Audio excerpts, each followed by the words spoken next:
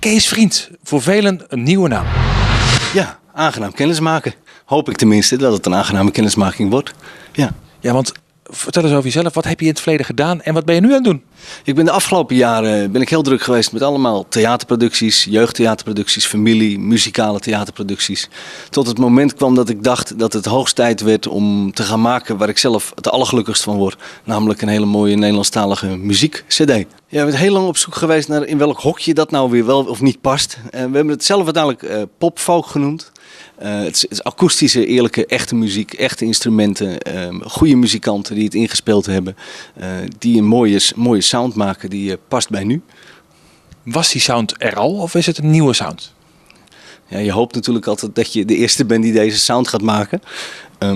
Maar ik denk dat in het verleden bijna alles wel gedaan is en dat dit ook wel ongetwijfeld zal lijken op wat er misschien al een keer gedaan is. Sommigen zeggen dat de liedjes qua thematiek in de lijnen liggen van De Dijk en Agda en Munnik.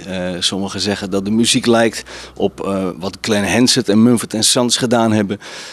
Ik zie het als een blender waar ik alles in gestopt heb wat ik zelf graag hoor en waar ik zelf graag naar luister. En dat heeft dit opgeleverd. De namen die je even aanhaalt als ter vergelijking, dat zijn niet de minste.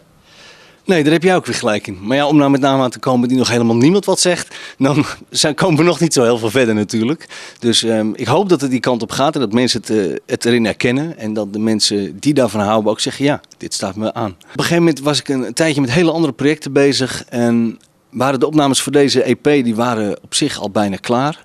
En we zeiden altijd tegen elkaar in de studio van, ja, we kunnen een cd maken, we kunnen een hele EP gaan maken. Maar eigenlijk moet je gewoon 1 keer een goede kersthit schrijven, want dan kom je elk jaar terug. Dus toen kwam op een gegeven moment de grap van, moet Flappy niet eens naar de eeuwige jachtvelden verdreven worden, zeg maar. En ja, op een middag in oktober schreven we een kerstplaat, een kerstsingle. En daar begon inderdaad de muziekreis mee die we gemaakt hebben.